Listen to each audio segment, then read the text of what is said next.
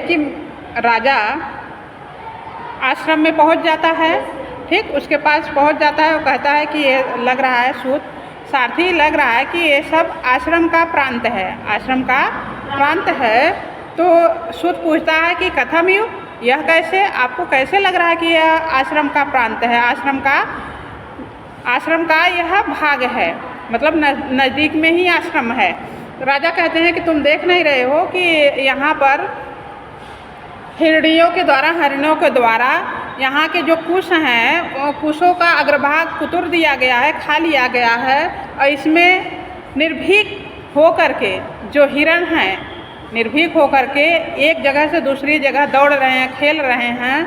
और यहाँ आश्रम के पास जो मालिनी नदी है, इस नदी से नहा करके जो यहाँ के तपस्वी लोग हैं, नहा करके अपने वस्त्र जो लेकर के जा रहे थे, नहा करके भाई वस्त्रों को धुल देते हैं, धुल करके हाथ में लेके जाते हैं। तो हाथ में से लेके जब जा रहे हैं तो रास्ते में क्या हो रहा है, उन वस्त्रों वल्कलों से जो पानी गिरा हुआ है उनसे क्या हो रहा है, मानो रास्ता बन गया है, रास्ता चिन्हित हो गया है कि इधर से ही आश्रम पद जाने का रास्ता है। राजा यह बताता है और तब क्या कहता है, फिर कहता है कि सूत कहता है सब ठीक है, सूत कहता है ठीक है ना। उसके मतलब कहता है कि जो यहाँ के सुख द्वारा खाया गया चावल है वह गिरा हुआ है ना। इन सब लक्षणों से लग रहा है कि यहाँ आसपास में ही आश्रम है, इस वन भाग में पास में ही आश्रम पद है। तो फिर ये सब होता है। फिर सूत कहता है सर्वम उपपन्नम, सब ठीक है। राजा कहते हैं स्तोकम अंतरम गत्वा, थोड़ी दूर जा कर के तपोवन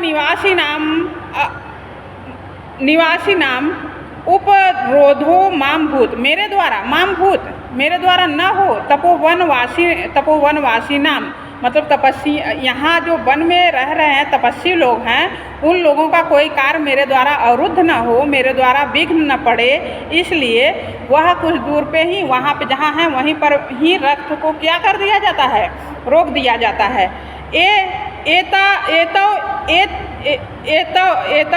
एते ई रथ स्थापे, यहाँ ही रथ रोक देते हैं, यहाँ ही रथ रोको। राजा सारथी से कहते हैं या इसलिए यहाँ पर ही रथ रोको, यावद अवतरामी, तब तक मैं उतरता हूँ, जब तक मैं उतरता हूँ तब तक यहीं पर रोको। सूत कहता है धृता प्रगृह है, लगाम को रोक करके अवतरयतु आयुष्मान, कहता है कि आयुष्मान आप उतरिए। फिर राजा कहते हैं अवतीर, राजा उतर करके कहते हैं सूत विनित वेशे प्रवेष्टव्यानि तपोवनानि नाम इदम तावत् गृह्यताम इति सूतस्य आभरणानि धनुश्चोपनीय अर्पयति। सूत यावद आश्रमवासिना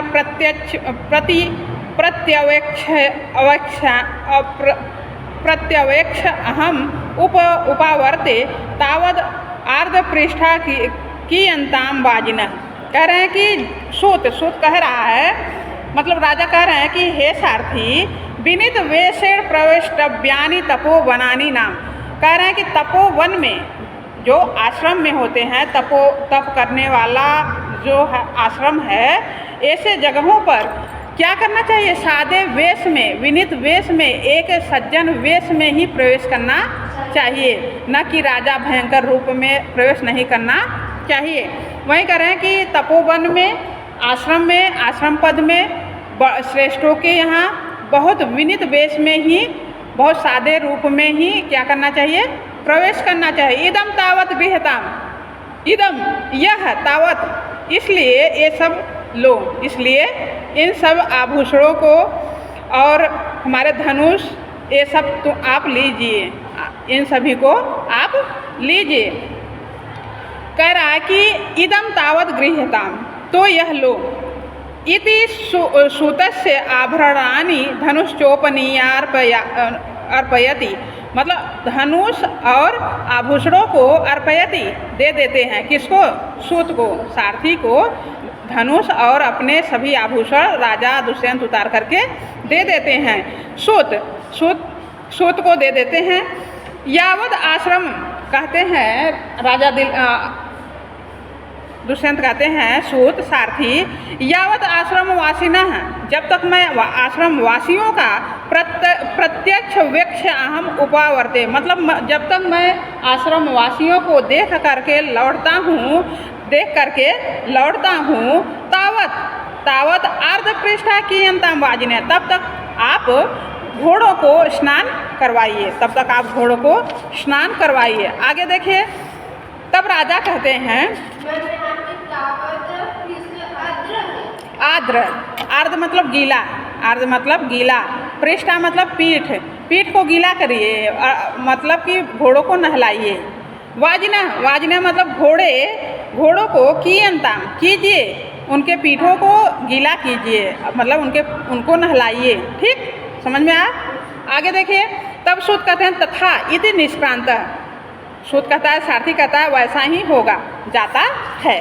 फिर राजा कहते हैं परिक्रम्य अवलोक्य च, घूमते हैं और घूमकर और देखकर, इदम आश्रम द्वारम, यह आश्रम का द्वार है, यावत प्रविशामि, अब मैं यहाँ प्रवेश करता हूँ। प्रविश्य निमित्तम सूचयन, प्रवेश करता है और निमित्तम सूचयन, और कहते हैं प्रवेश करके शकुन सूचित करता है। मतलब वहाँ पे जब राजा आश्रम में प्रवेश करते हैं तो उनको मतलब शकुन कुछ ऐसा लक्षण दिखाई देता है, कुछ ऐसे वहाँ पे क्रियाकलाप दिखाई देते हैं जिससे कि उनको ऐसा लगता है कि मेरा यहाँ पे आना मेरे लिए शुभ है। शकुन मतलब शुभ है। कह रहे हैं ना, निमित्तम सूचयन, मतलब निमित्त मतलब शुभ को सूचित करते हुए, सूचयन मतलब करते हुए, सूच धातु से सत्री प्रत्यय लगा करके सूचयन मतलब निमित्तम, उनके लिए शुभ संकेत को क्या कर रहे हैं, संकेत करते हुए, दिखाते हुए। कह रहे हैं शांतम इदम आश्रम पदम स्फुरति च बाहु कुतः फलम इह आस्य अथवा भवितव्यानाम द्वाराणि भवन्ति सर्वत्र। कह रहे हैं कि शांतम इदम आश्रमम पदम, इदम आश्रमम पदम, इदम यह आश्रम का क्षेत्र, या स्थान क्या है, शांतम इदम, शांत है इस आश्रम का, यह आश्रम का भूमि, यह आश्रम की भूमि शांत है। हाँ, पदम मतलब क्षेत्र, स्थान शांत है। शांत मतलब कि आश्रम का द्वार है, यह आश्रम की भूमि शांत है।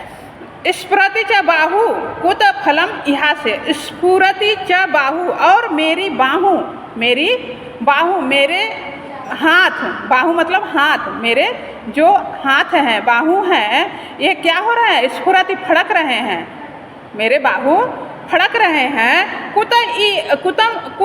कुतः फलम यहाँ से, इह अस, इसका, यहाँ से मतलब इसका, फल मतलब फल, जो इसका परिणाम है वह कहाँ है, इस आश्रम में इसका परिणाम कहाँ है।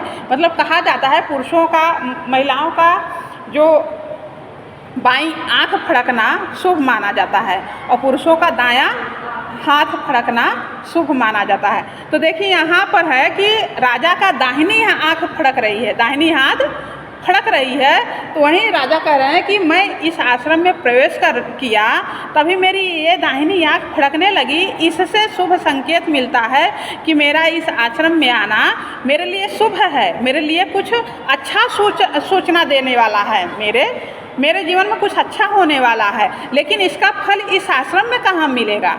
राजा कह रहे हैं कि इसका फल इस स्थान में, इन वन प्रांत में, इस आश्रम में कहाँ है। अथवा भवितव्यानाम द्वाराणि भवन्ति सर्वत्र।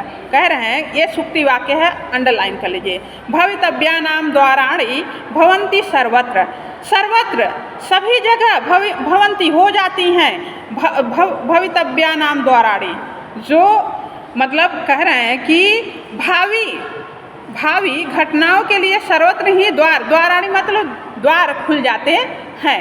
कह रहे हैं कि सर्वत्र भवंती हो जाते हैं, सभी जगह हो जाते हैं, द्वार खुल जाते हैं, प्रत्येक स्थान पर द्वार खुल जाते हैं जो हमारे भाग्य में लिखा रहता है।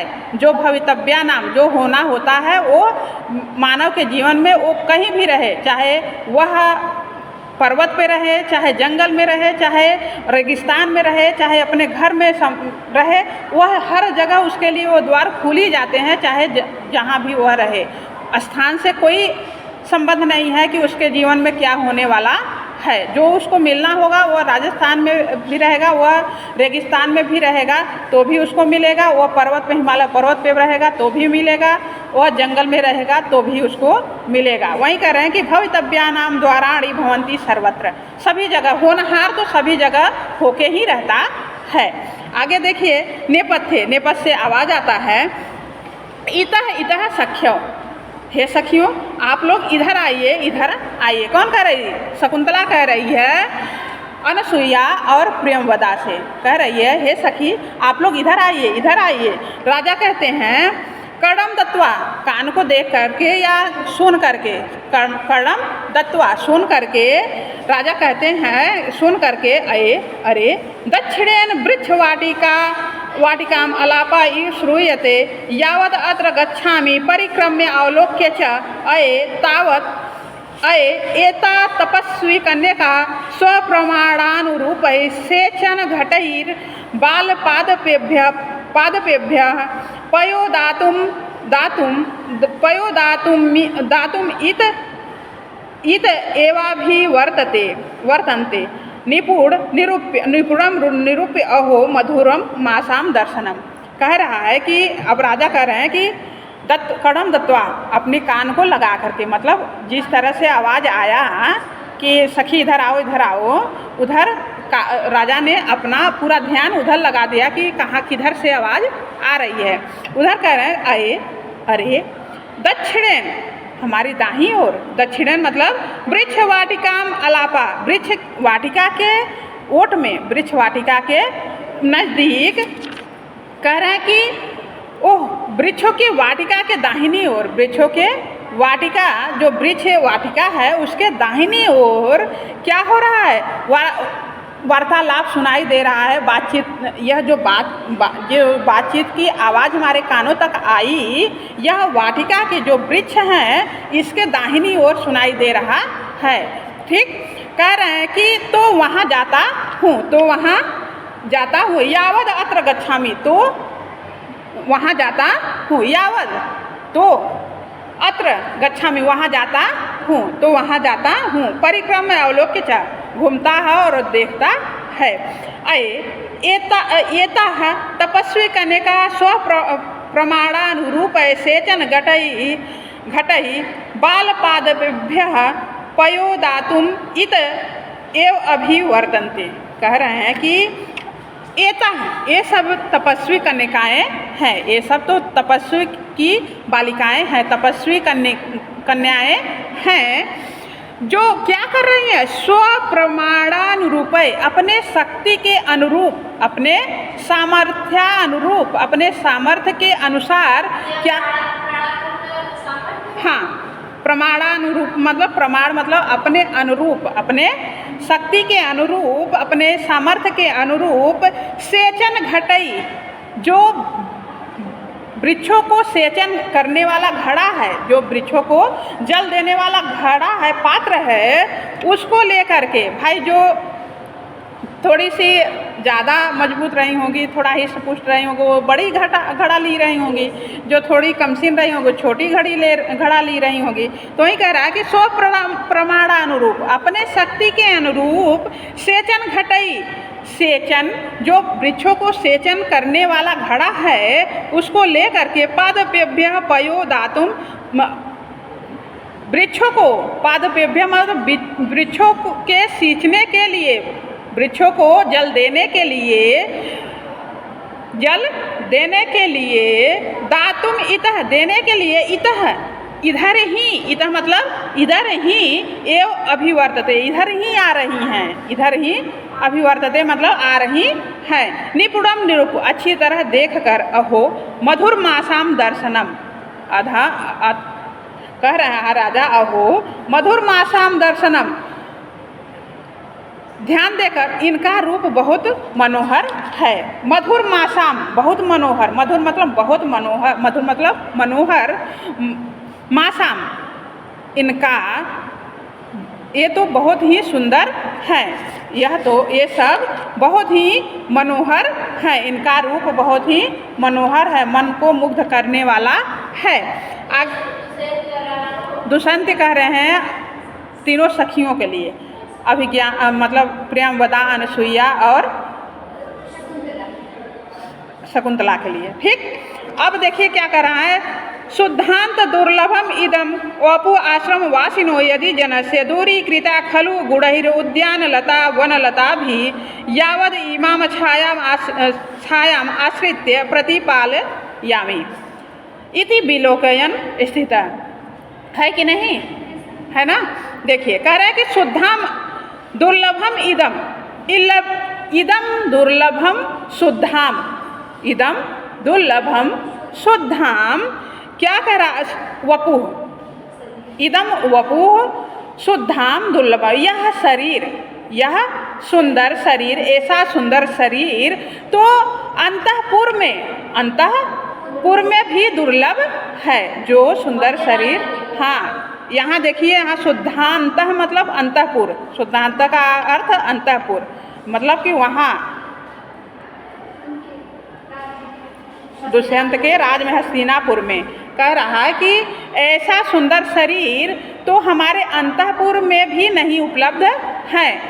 जो सुंदर शरीर, मनोहर शरीर अंतःपुर में भी दुर्लभ है, ऐसा सुंदर शरीर आश्रमवासिनों यदि जनस्य लोगों का इतना सुंदर शरीर, इतने सुंदर शरीर वाले अगर आश्रमवासी हैं, अगर आश्रम में रहने वाले लोग इतने सुंदर शरीर से युक्त हैं, इतने सुंदर हैं, तो मतलब कह रहा है कि जो हमारे मतलब हमारे रनयास में, हमारे अंतःपुर में भी ये दुर्लभ हैं, इनका उपलब्ध होना नामुमकिन है, जो कि कभी नहीं आज तक मैंने नहीं देखा।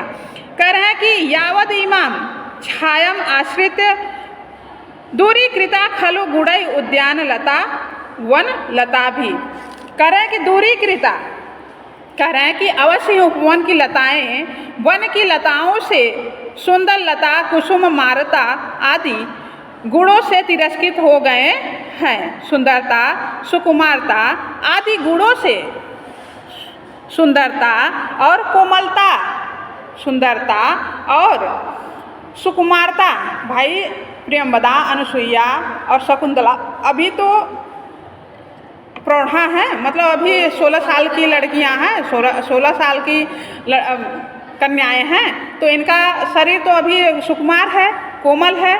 तो वहीं कह रहे हैं कि जो सुंदर और कोमल हैं, ऐसा उपवन की लताएं जो हमारे अंतःपुर में, हमारे हस्तिनापुर में, भाई प्रत्येक राज्य में उपवन होता है ना, वो लोग कृत्रिम उपवन बनवाते हैं। तो कह रहा है कि हमारे उपवन में भी इतनी सुंदर और इतने कोमल क्या हैं, पुष्पे लताएं नहीं हैं, और है मेरे उपवन में जो पुष्प लता कोमल और सुंदर हैं, उनको मात देने वाली, उनको तिरस्कृत करने वाली, यहाँ वन प्रांत में इतनी सुंदर शरीरों से युक्त इतने सुंदर क्या हैं, लताएं हैं। यहाँ पे लताएं कौन हैं, शकुंतला, प्रियंवदा, अनसुईया, ठीक।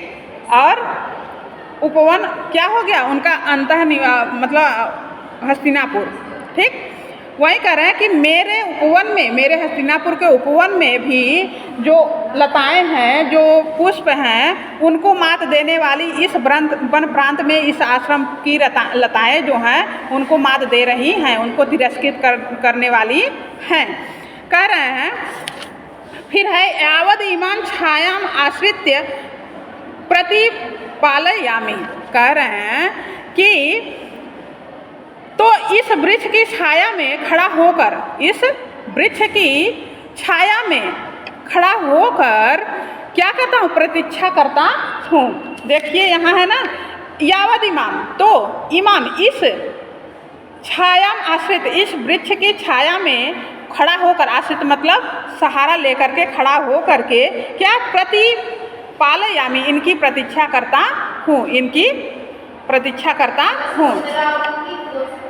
हाँ, इनकी प्रतीक्षा करता हूँ, इनके आने की प्रतीक्षा करता हूँ। इनको मतलब मैं इस पौधे के ओट में खड़ा हो जाऊँगा, ये लोग मुझे नहीं देखेंगे, तो इधर वो लोग निर्भीक तरीके से आएंगी, तो मैं इनको अच्छी तरीके से देखूँगा। इस कारण से वो कहा कि तब तक मैं इस वृक्ष के ओट में, छाया में मैं खड़ा होकर के इनकी प्रतीक्षा करता हूँ। कह रहे हैं कि इति विलोकयन स्थित, ऐसा देखते हुए स्थित हो जाते हैं। देखता हुआ खड़ा हो जाता है। कौन खड़ा होता है? राजा दुष्यंत खड़ा हो जाते हैं। आगे देखिए, ततः प्रवेशति यथा उक्त व्यापारा सह सखीभ्याम शकुंतला। कह रहे हैं कि ततः प्रवेशति, इसके बाद अनंतर इसके बाद प्रवेश होता है, प्रवेश करती हैं। तथा उत्तम, पूर्वोक्त कहे आए हुए, पूर्वोक्त कहे गए वाक्य के अनुसार सह सखीभ्याम, सखियों के साथ शकुंतला का प्रयोग क्या होता है, प्रवेश होता है। भाई राजा भी ने कहा ना कि मतलब मैं यहाँ खड़ा हो जाता हूँ और ये सभी सखियाँ क्या हैं, ये सभी लोग अपने सामर्थ्य अनुसार घड़ा ली हैं, पौधों को सींचने का घड़ा ली हैं, उसमें जिसमें जल भरा हुआ है, तो वैसा ही वो लोग घड़ा लेकर के उन लोगों का प्रवेश होता है। आगे देखिए, शकुंतला कहती इत है सखियो, सखी इधर आइए, इधर आइए, सखी इधर आओ, इधर आओ। अनुसुया कहती है हला शकुंतले,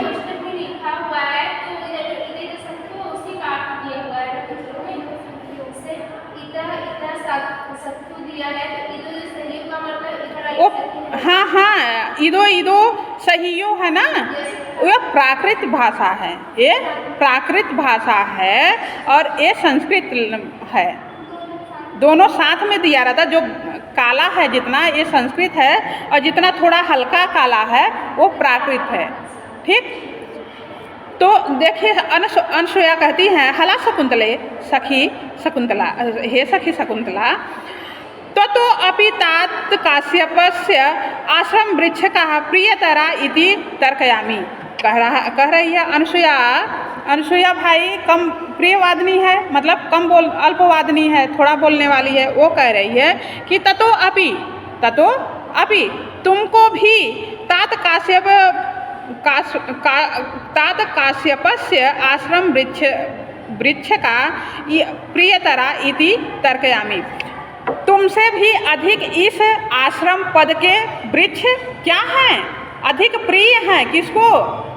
पिता कड़ को तुमसे भी अधिक प्रिय ये आश्रम पद के क्या वृक्ष क्या हैं, प्रिय हैं। तुमसे भी प्रिय, इस तुमको भी प्रिय होते हुए भी, तुम पिता कड़ को प्रिय होते हुए भी तुमसे भी अधिक इस आश्रम के जो वृक्ष हैं वो पिता को अधिक प्रिय हैं, पिता कड़ को अधिक प्रिय हैं। इति तर्कयामी, ऐसा मैं मानती हूँ।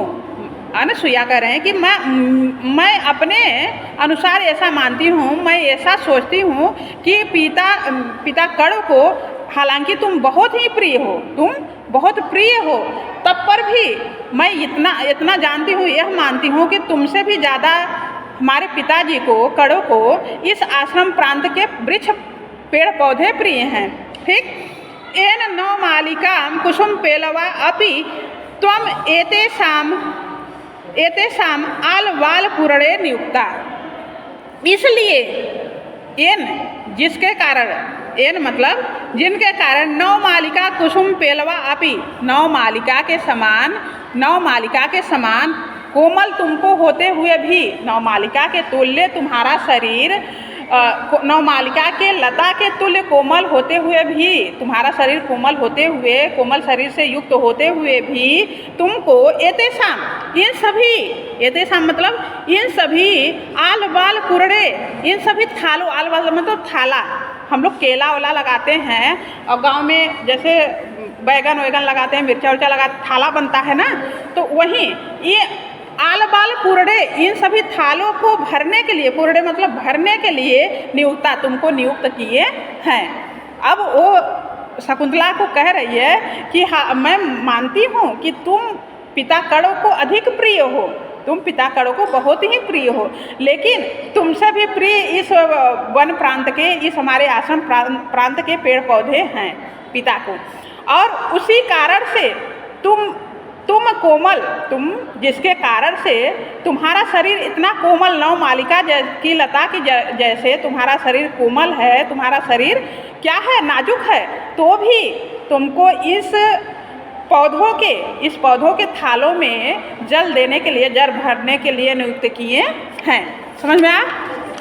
आगे देखिए, शकुंतला कहती हैं न केवलम तात नियोग अस्ति में सोदर स्नेहो भी एतेषु। कह रही है शकुंतला न केवलम तात नियोग, केवल पिता की आज्ञा ही नहीं है, केवल पिता की, न केवल तात, केवल पिता की ही एवं मतलब ही द्वारा नियुक्त मैं नहीं की गई हूँ, या केवल पिता की ही आज्ञा नहीं है कि मैं इन वृक्षों के थालों को, इन वृक्षों को सिंचन करूँ, इन वृक्षों का सिंचन करूँ। अस्ति में मतलब मेरा भी है, सोदर स्नेहो अपि एतेषु मतलब इनमें भी, इन पर मेरा भी क्या है, सगे भाई बंधु जैसा इन पर भी मेरा स्नेह है, मेरा भी स्नेह इन पर भाई बहनों जैसा है। हाँ, अब देखिए राजा कहते हैं यदि वृक्ष सेचनम, ऐसा करके वृक्षों को सिंचन करने का नाटक करती हुई। हो गया बेटा।